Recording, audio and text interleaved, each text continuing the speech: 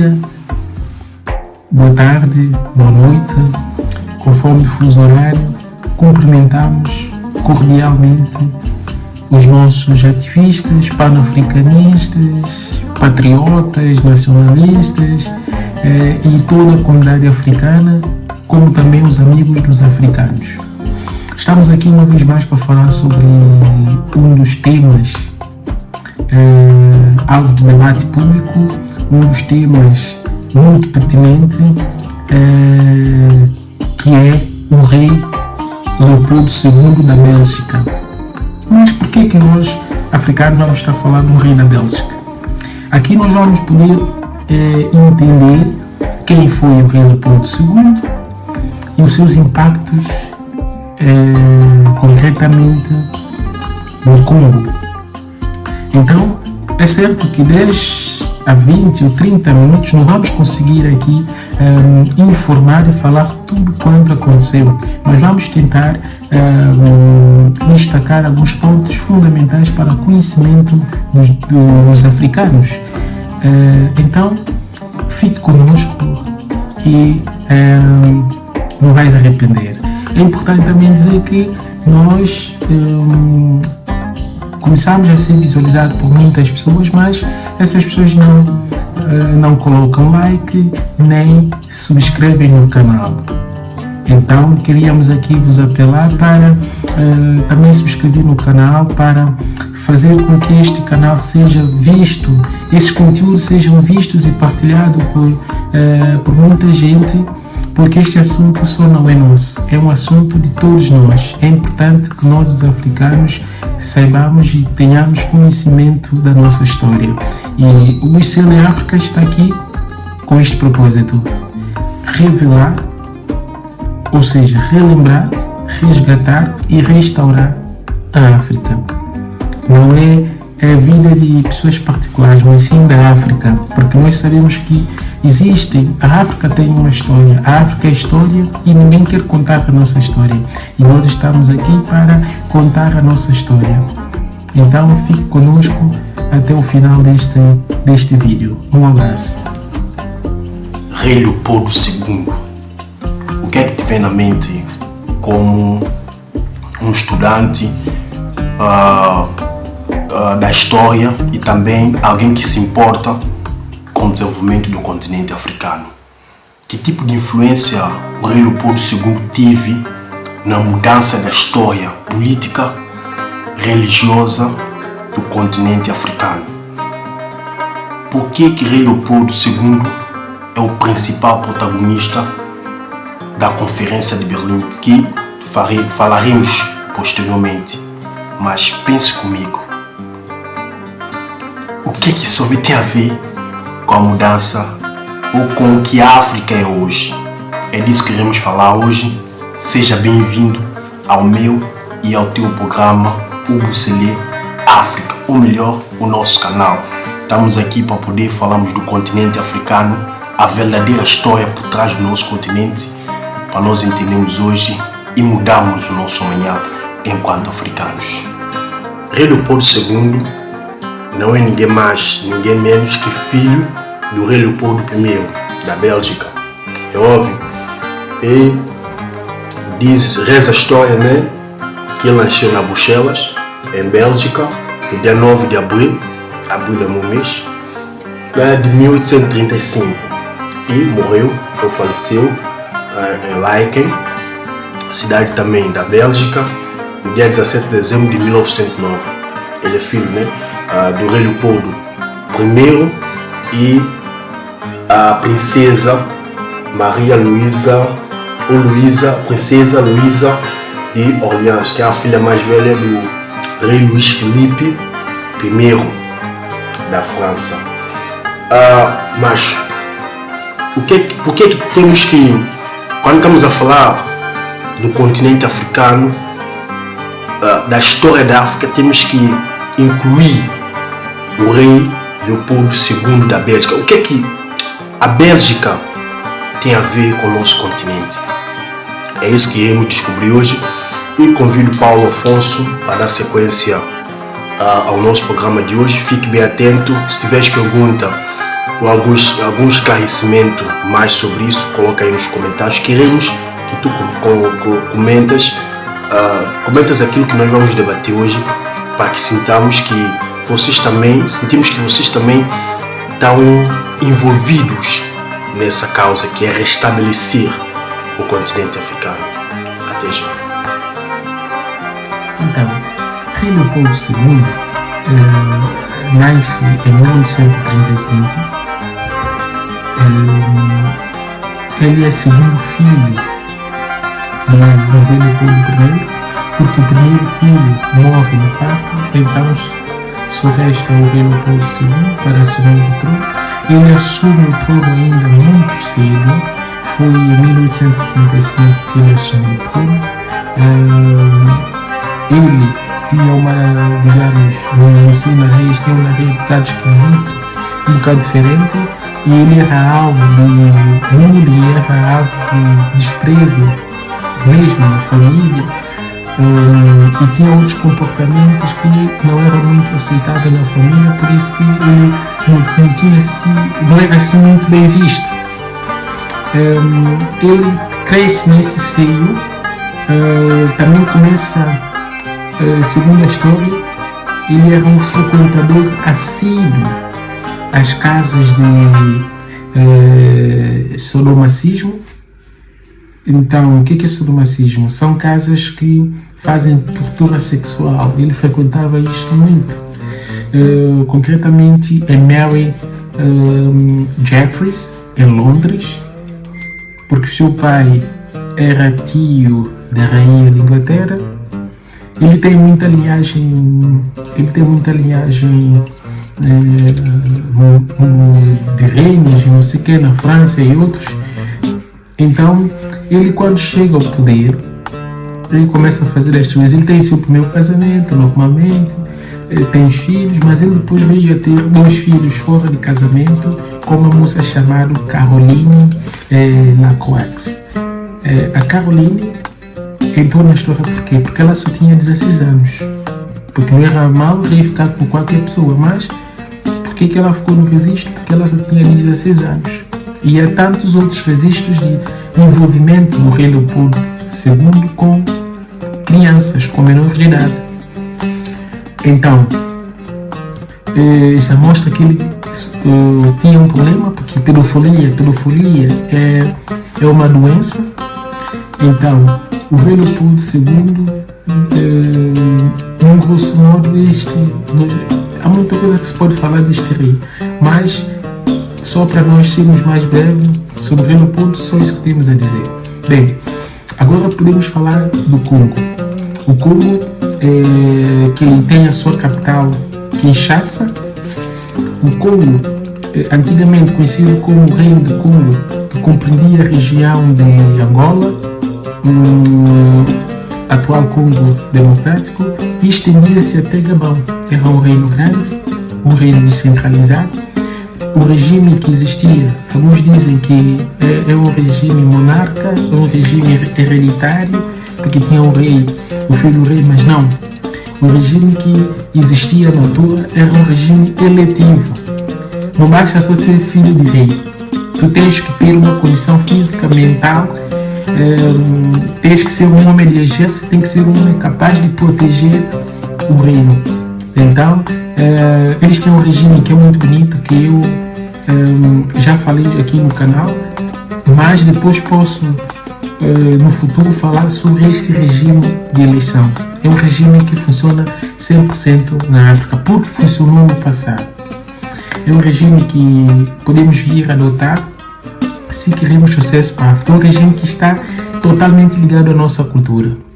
Bem, este reino de Congo, há uma reserva de 24 trilhões de dólares em ouro, em 3 tipos de ouro mais famosos do mundo, mais caros. Temos também outros. É um continente, ou seja, é um país, por estar no centro do continente africano, é considerado o coração da África. E por estar no centro, certamente concentrou-se muita riqueza. O Congo tem muita riqueza. E é com base nisso que há um tempo cá foi alvo, ainda hoje é alvo de vários intrusos, alvo de vários interesses econômicos. Então, o que se passou com Leopoldo também não foge à regra. Bem, ainda sobre Congo, em 1491, converte o monarca ao cristianismo. Este monarca que converte ao cristianismo, ele começou a submeter alguns regimes da igreja e do Estado português. E uma das coisas que, para quem não sabe, que é preciso dizer é que a Igreja Católica foi quem financiou e promulgou, autorizou várias ondas de escravidão na África. Deu a liberdade na África. Isto não estou a mentir. Quem quer continuar a pesquisa, tenta pesquisar.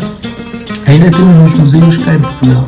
Tenta pesquisar sobre a bula papal de 1452, a bula papal de 1454 e a bula papal de 1456.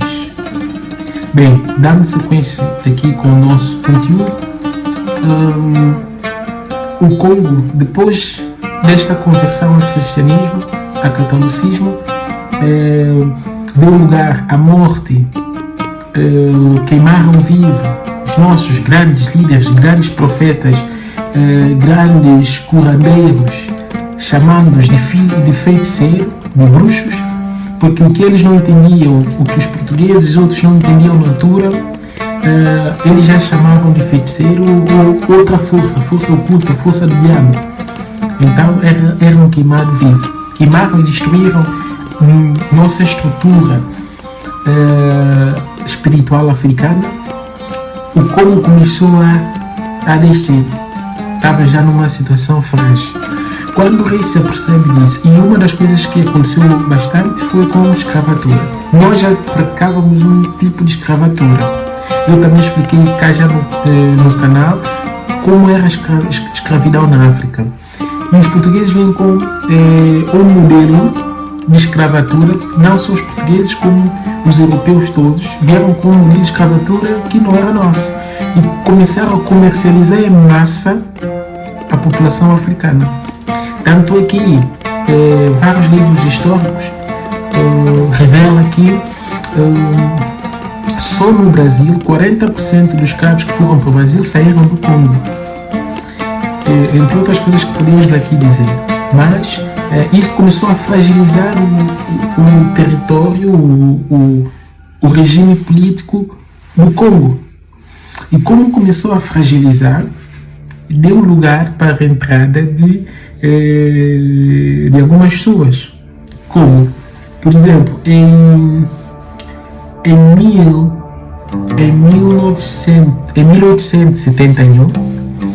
1871, um homem, um geógrafo, pesquisador chamado Henry Stanley, Morton Stanley, esse Henry, ele começou a viajar nos barcos, a fazer suas descobertas e tudo, e ele, por acidente, descobriu uma rota que dá acesso, uma rota entre Tanzânia e Rio Congo.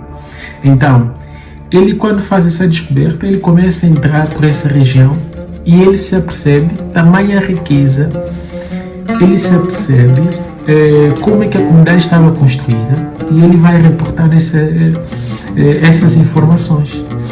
E depois isso chega aos ouvidos do rei Leopoldo. O rei Leopoldo tenta, em 1876, ele tenta criar uma associação chamada AIA. Esta associação, Associação Internacional Africana, ele cria na perspectiva de tentar civilizar os africanos, né? Porque ele acreditava que nós não éramos civilizados. Ele tentou civilizar os africanos com uma ideia filantrópica e ele conseguiu angariar alguns financiamentos desta organização, mas é importante dizer que depois ele terminou sozinho nesta organização, porque alguns países, algumas organizações começaram a perceber a real intenção do rei Leopoldo e começou a se afastar. E ele ficou sozinho nesta associação. E ele, o que é que ele faz? Ele começa a ter interesse em explorar a África, ou seja, o Congo. Então ele começa a entrar no Congo, a fazer das suas. E o que é que acontece? Encontra-se Portugal na região, porque Portugal já estava na região há muito tempo, por via da religião, nessas coisas de venda de escravo. E o que é que acontece? Para não criar conflito e para evitar conflito, um homem chamado Otto Bismarck decide convidar 14 países que na altura eram conhecidos como potências, e eles tentam realizar uma conferência que nós depois viemos a chamar a Conferência de Berlim, porque realizou-se em Alemanha, Berlim. E nesta conferência decidem repartir a África toda para evitar a confusão. Então, cada potência pegaram na África como se fosse um pão e partiu para cada integrante. E o que acontece? Cada potência na altura. Então, a África foi dividida como uma régua. Espanha fica com esse fica com aquele fica com aquilo. E também, nesta conferência, eles dividiram, para evitar conflito entre Rei Leopoldo e Portugal, eles decidem fazer o seguinte: no caso de Congo, o que vai acontecer? Como compreendia esse território tão extenso, então Angola fica com... porque quando falei aqui para vocês que o rei começou a expulsar, o rei do Congo começou a expulsar alguns portugueses, que eles depois vêm parar em algumas regiões das periferias dos governos dos estados que existiam na altura. Então eles foram parar na região mais para norte de Angola, onde chama-se Cabinda, e era visto como Banza Congo, que acolheu este terreno lá de Banza Congo, o estado de Banza Congo nesse caso. Então, como os portugueses estavam lá bem instalados, a conferência decidiu dar aquele território todo de Angola para os portugueses. E o Congo passou a ser doravante como um território ou propriedade pessoal do rei Leopoldo II. Não era da Bélgica, era do rei Leopoldo II. Então ele assume como dono legítimo, como se comprou, não é? Como se fosse que comprou o Congo. Então o Congo passa a ser dele. E de lá para frente, estamos a dizer que a Conferência de Berlim realizou entre 1884 e 85. De lá para frente, o rei Leopoldo tem essa autoridade agora para fazer as suas no território que é dele, não é? Legitimamente, o que eles decidiram lá é dele. Nós depois vamos falar da Conferência de Berlim no próximo conteúdo, mas aqui é só para nós entendermos, porque é uma conferência que eu não consigo aceitar, porque dividiram o país sem a presença do dono do país, não é? Porque Congo existia um rei. Para vocês fazerem alguma coisa, devia ter lá a presença do dono. Nunca se faz negócio de um terreno sem o dono estar presente. Mas aconteceu, pronto, vamos dar sequência. E de lá para frente, o rei Leopoldo começa a explorar, porque agora é dele, começa a explorar toda a riqueza. E quais são as riquezas que ele mais explora? Borracha, marfim, ouro. E o castigo que lhe dava para as pessoas que não atingiam, porque existia um nível de produção diária por pessoa. Quem não conseguia atingir esse nível, tiver um castigo. via as suas mãos amputadas, em mão, em pé, ele começava a amputar os membros. Então ele começava sempre por mão. Ele ficou conhecido como quem amputou mão de muita gente, porque não atingia o limite da produção que estava estabelecido. Então, ele podia fazer isso.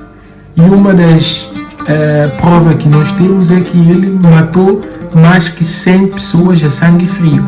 E o total de mortos que ele causou no Congo durante o seu reinado é de 5 a 10 milhões de pessoas. Estamos a falar de milhões que ele matou, que ele tirou a vida. Então foi um homem que dizimou muita população africana.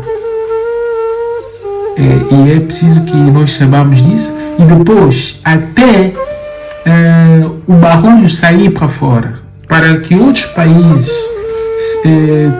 ter conhecimento daquilo que ele fazia, ele dizimou toda essa população. E a imagem que ele passava para fora é que ele está a civilizar, ele está a educar a população, está a alfabetizar. É a imagem que ele passava para fora para conseguir mais fundos. Mas ele tirava a riqueza daqui e dizem alguns historiadores, que ele construiu a cidade de Bruxelas. As grandes infraestruturas que estão em Bruxelas até os dias de hoje foram construídas com os dinheiro, ou seja, com a economia que ele retirava toda do Congo. Então, só depois de começar a ouvir o barulho, a verdadeira situação que se passava no Congo, é que o parlamento belga decide retirar em 1908, só em 1908, é que decide tirar esse território na posse do rei Leopoldo e colocar para os belgas, né? Passa agora para o Estado de Bélgica. Sai do Leopoldo, passa agora a ser do Estado. Então, só em 1908. E depois, esse regime inicia outra forma de exploração, vai até 1960, quando o Estado, ou seja, o povo congolês decide que o Estado congolês decide, portanto, buscar a independência. Então, o que é preciso nós destacarmos aqui a carta do rei Leopoldo II. A carta. Eu passo a ler esta carta para que todos tenham conhecimento. Porque tudo começou também com base numa carta. Abaixo está, eu passo a ler a carta. Abaixo está a carta escrita em 1883 pelo rei Leopoldo da Bélgica para os missionários cristãos belgas sendo enviados ao Congo. Esses missionários cristãos viriam a ser a ponta de lança da colonização belga nas nações da Europa e outros da África. Os missionários vieram apenas para ser seguido por comerciantes europeus e, por fim, pelos exércitos europeus. A carta escrita por 1883, o rei Leopoldo II da Bélgica, diz o seguinte: reverendos pais e queridos compatriotas, a tarefa que vos terá dada a cumprir é muito delicada e requer muito tato. Você vai evangelizar, mas sua evangelização deve aspirar todos os interesses da Bélgica. Seu principal objetivo em nossa missão no Congo nunca será de ensinar os negros a conhecer a Deus. Isso eles já sabem. Eles falam em se submeter a Mungu, a Nzambi, a Nzankomba e o que mais eu não sei. Eles sabem que matar, dormir com a esposa do outro homem é um insulto, é ruim. Tenha coragem de admitir que vocês não estão indo para ensinar o que eles já sabem. O seu papel é essencial para facilitar a tarefa dos administradores industriais, o que significa que você vai interpretar o Evangelho na melhor forma de proteger os nossos interesses. Por isso, você tem que manter os negros distraídos e sem nenhum interesse pelas riquezas dos seus solos. Eles jamais podem se interessar pelo ouro, pelos diamantes, e você deve mantê-los a lutar entre eles para agradar-te. Eles devem sonhar ser como nós e se matarem para nos agradar. O vosso conhecimento do Evangelho lhe permitirá encontrar texto para recomendar os negros e encorajar seus seguidores a amar a pobreza. Passagens como felizes são os pobres, porque eles herdarão o reino dos céus. É muito difícil um rico entrar no reino dos céus. Você tem que separá-los e fazê-los desrespeitar tudo aquilo o que lhes dá coragem para nos afrontar. Faça referência ao seu sistema místico e sua proteção. Você deve convencê-los a abandonar, a odiar e a perseguir os seus sistemas místicos e suas religiões de proteção, alegando que apenas a nossa religião pode lhes levar aos céus. Você deve fazê-los acreditar que a sua religião é feitiçaria e é contra o nosso Deus verdadeiro. Assim eles próprios se encorajarão se encarregarão de perseguir e destruir as suas próprias religiões.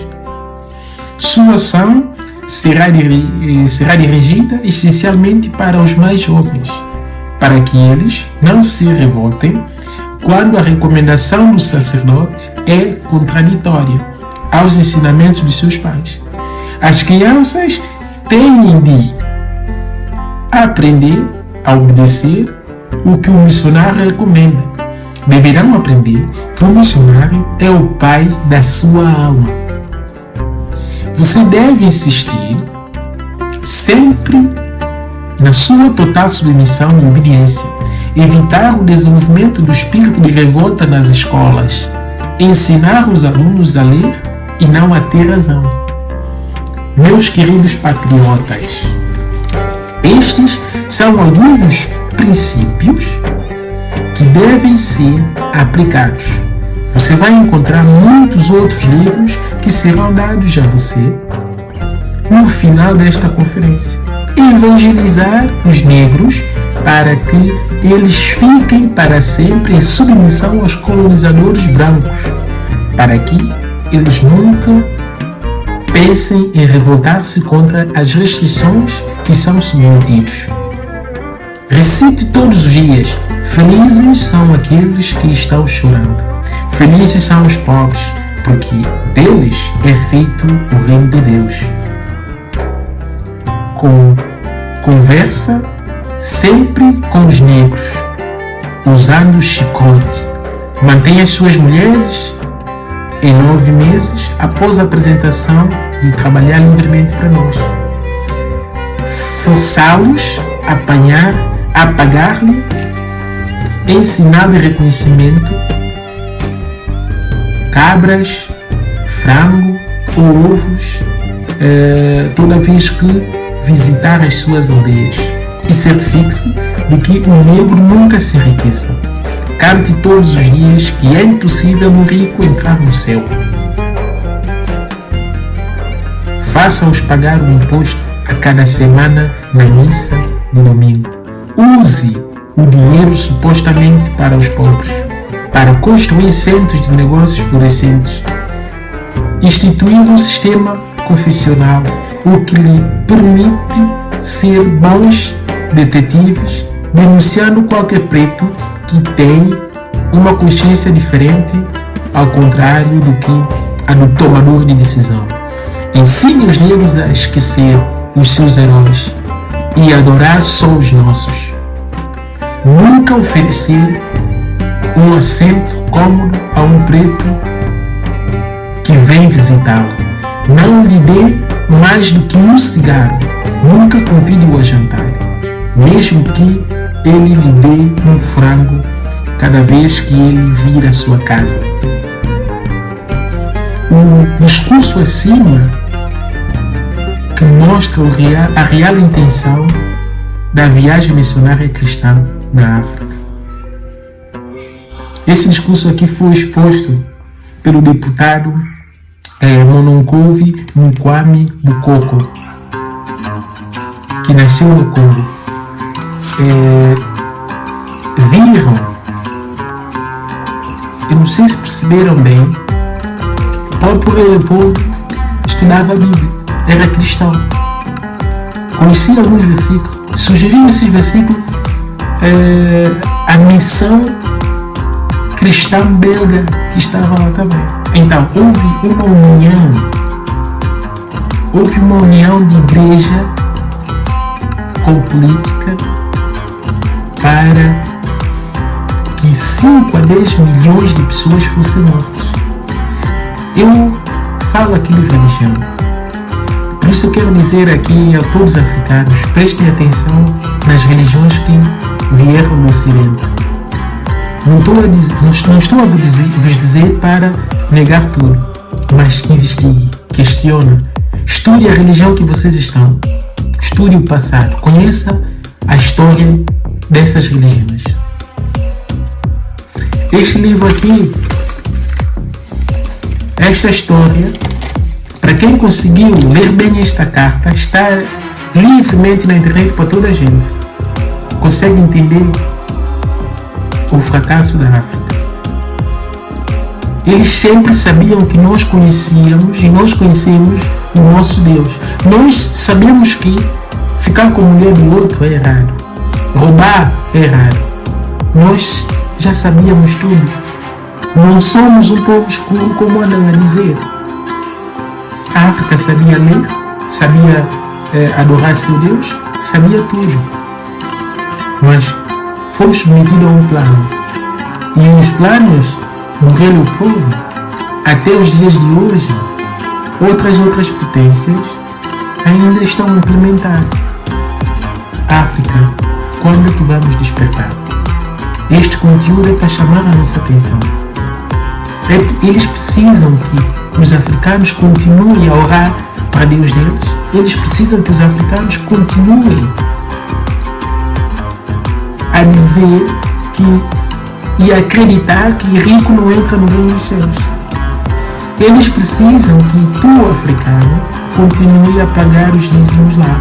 Eles precisam que tu, africano, continue a pagar os impostos. Eles precisam que tu, africano, continue a achar que o único lugar que tem paz é no reino dos céus. E para entrar lá é preciso ser pobre. Então, reflitam. Este conteúdo não veio por acaso. Veio para convidar a todos a uma reflexão. Toda a cultura caminha consigo uma adoração, uma inclinação a um divino. E nós temos nosso divino. Nós temos o nosso divino. Nós temos nossa forma de conhecer a Deus, expressar a manifestação de Deus. Temos nosso regime político, temos tudo. Éramos uma sociedade organizada, mas também podemos votar assim, se nós desmantelarmos todo esse plano que foi colocado em nossa sigla. Então, meus amigos, reflitam sobre a carta. e olham para a nossa vida hoje. Podemos ser bem-sucedidos aqui, não podemos esperar só o reino dos céus. Por que que eles ficam bem nos seus territórios, têm condições, têm tudo organizado, sistema de saúde organizado, sistema de educação organizado, política, tudo está bem. Não tem pobreza lá. Um pobre na Europa tem um carro na garagem. É pobre na Europa. E nós estamos aqui e eles têm a sua religião. E pesquisa a forma que eles encaram a religião deles.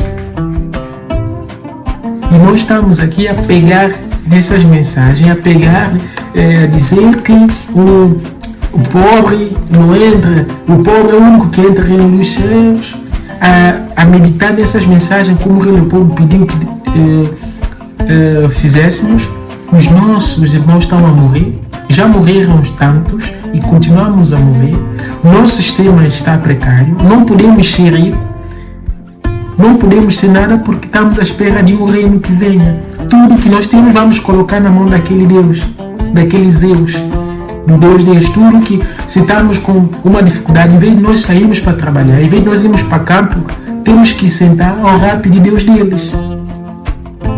E ficarmos concentrados nessa pobreza, tal como disse na carta do rei Leopoldo. E é isso que eles querem que a África continue. E nós ainda não despertamos, estamos a dormir. Então, meus amados, meus irmãos, a África, quando que vamos despertar? Quando é que nós vamos voltar a reconstruir? Temos riqueza. Só no Congo que nós falamos aqui tem 24 trilhões de dólares em ouro. Angola tem diamante. Angola tem, lá dentro de Angola, tem pessoas que estão em extrema riqueza e tem pessoas em extrema pobreza. Alguns nossos líderes foram comprados mentalmente.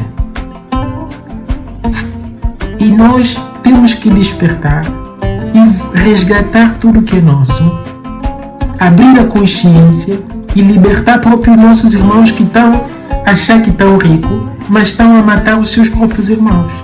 Mas quem deve despertar somos nós. Por isso que neste trabalho aqui é para chamar a reflexão de todos nós africanos. E eu já não digo mais nada. É só nós estudarmos a história. Porque tudo que existe hoje teve uma construção no passado. Para você entender o que está a passar hoje, teve uma construção no passado. Tens que entender como é que foi construído para acabar com isso hoje. Então, força. Estamos aqui para relembrar, resgatar e restaurar a África. Um abraço.